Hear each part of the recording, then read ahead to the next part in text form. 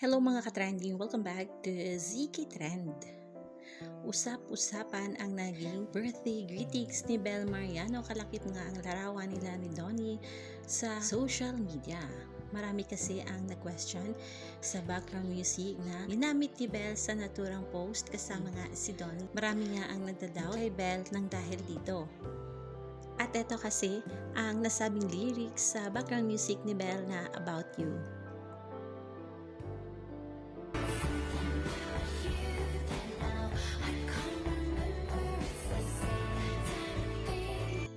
Marami na nga ang nag-overthink sa post na ito ni Bel. Kaagad namang dumepensa ang ilang mga bubblies. Since we're already overanalyzing, it's the same damn thing that made my heart surrender. I can still remember why I fell deeply in love with you even after such a long time of being together. Her intention was beautiful and pure. Nothing could change that.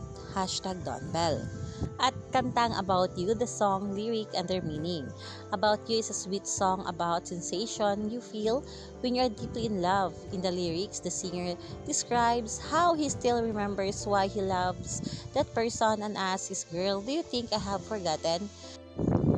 At sa katunayan nga ay may mga content sa TikTok na mga couple na ginamit nga ang About You na bilang background music.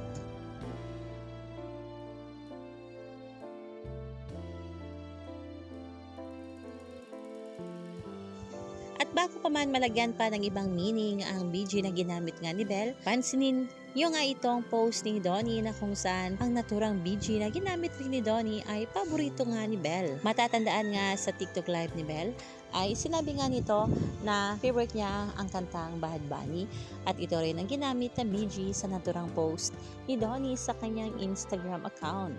Kaya wag na kayong mag-overthink dyan mga kababli at panatag tayo sa DonBel. Oh my gosh, may bago akong favorite song. Title niya DTMF ni Bad Bunny. Ang ganda talaga. Para ka na sa beach.